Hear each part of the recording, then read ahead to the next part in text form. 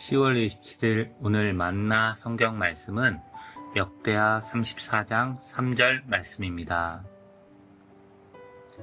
요시야는 왕이 된 지 8째 해에 아직도 매우 어린 나이에 조상 다윗의 하나님을 찾기 시작하였다.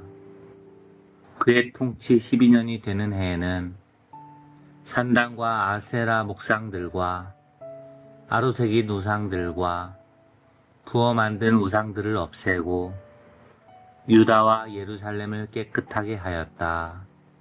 아멘. 오늘 만나로 만나주시는 하나님을 기대합니다.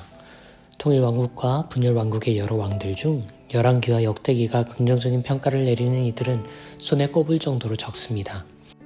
왕가의 시조이자 이상적 표상으로 승격된 다윗을 제외하면 총 8명의 왕만이 긍정적 통치자로 묘사되는데 요시야는 그 탑 8 리스트 중 가장 마지막에 해당하는 인물입니다.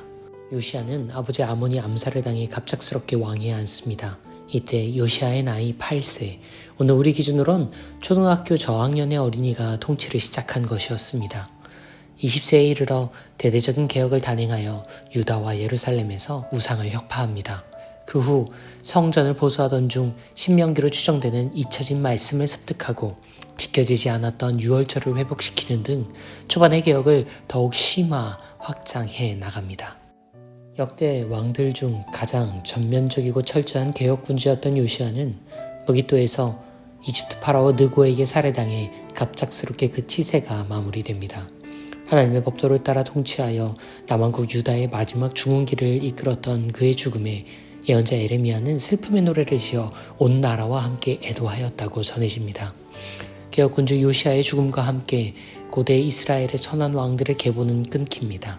제2기간을 제대로 이어나가지 못하는 왕들의 통치가 거듭되어 남왕국 유다마저도 망국의 운명을 맞습니다. 열왕기와 역대기 사가들의 눈에 요시야는 참 독보적인 이력을 갖춘 성군이었습니다. 가뭄에 콩나듯 등장하는 선한 왕들조차도 말년에 접어들면 적지 않은 실책들을 저질러서 입체적인 평가를 받는 것과 달리 요시야는 전방위적 개혁을 단행하고 놀라운 성과를 거두었으며 채 실수를 저지르기 전 갑작스러운 최후를 맞은 인물이었습니다. 그는 아시리아 제국의 쇠락기와 북왕국 이스라엘의 공백기에 혜성처럼 나타나 굵고 선명한 31년의 개혁 통치를 남기고 떠난 예언자와 민중이 사가가 함께 사랑했던 왕이었습니다. 몇몇 이들은 사실상 남왕국 유다의 마지막 왕이었다고까지 평가하기도 합니다. 요시야의 39년의 삶과 31년의 통치를 간략하게 요약해 보았는데요. 오늘 이후로 이어지는 오늘 만나의 말씀을 통해 그 개혁과 의미, 비극적인 최후를 더 구체적이고 상세히 묵상하실 수 있을 겁니다. 오늘 우리가 읽은 말씀은 요시야 통치의 시작이 어떠했는지를 아주 간결하게 설명합니다. 요시야는 제위 8년에 이르러 아주 어린 나이에도 불구하고 그의 선대 다윗의 하나님을 찾기 시작하였다.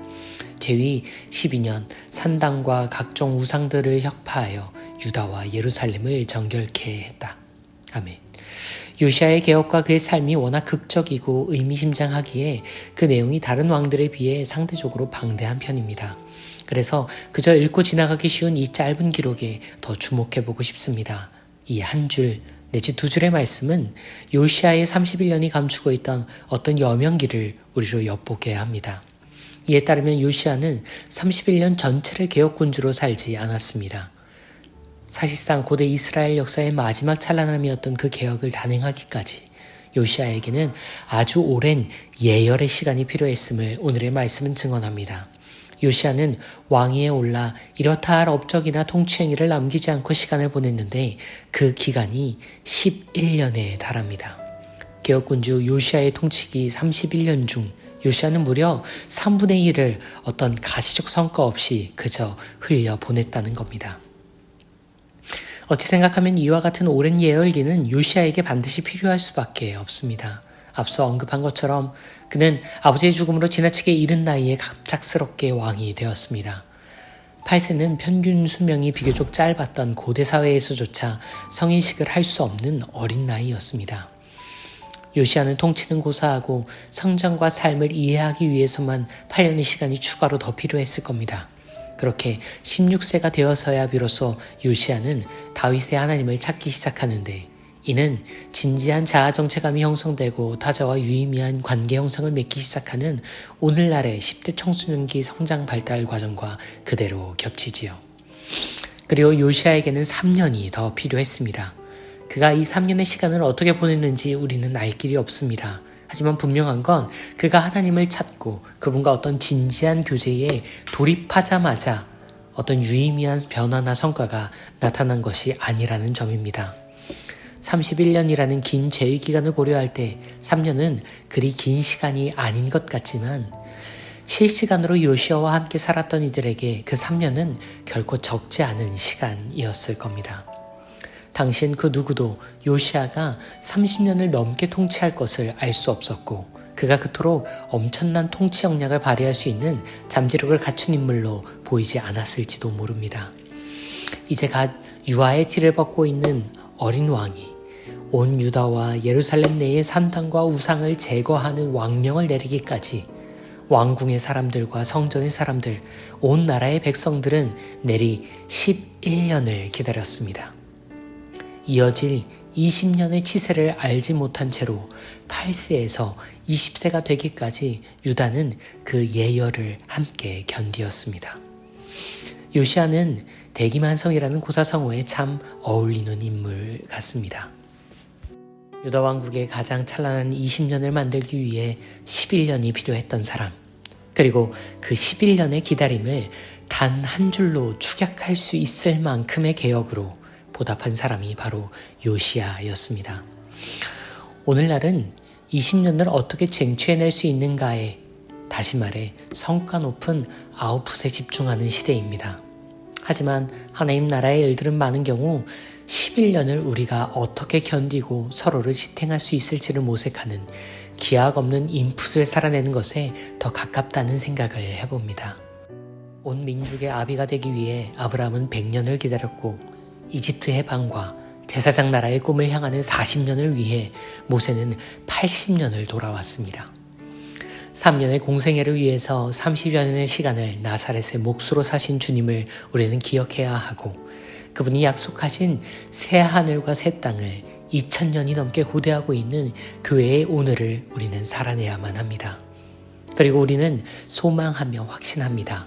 그 희년의 세상이 온 우주에 이루어지는 날, 그토록 길었던 이 나날들이 요시야 11년의 한 줄처럼 능히 압축될 수 있음을. 오메가 포인트에서 다시 재평가될 저와 여러분의 오늘이 우리 함께 읽은 요시야의 여명과 같이 기록될 수 있기를 소원합니다. 그 시절에 우리가 아주 어리고 미숙했음에도 우리는 모두 다윗과 그 자손의 하나님을 찾고 있었다. 그리고 우리 삶 속에 자리한 크고 작은 우상들을 모두 제거하고 순전하고 정결한 시간과 공간을 구현해냈다.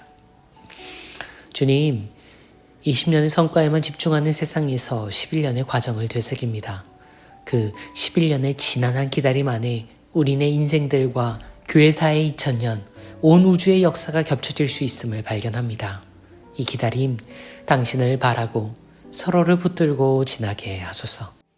태초부터 지금까지 우리와 함께 기다리시는 당신 그리스도 예수님, 그 이름으로 기도합니다. 아멘.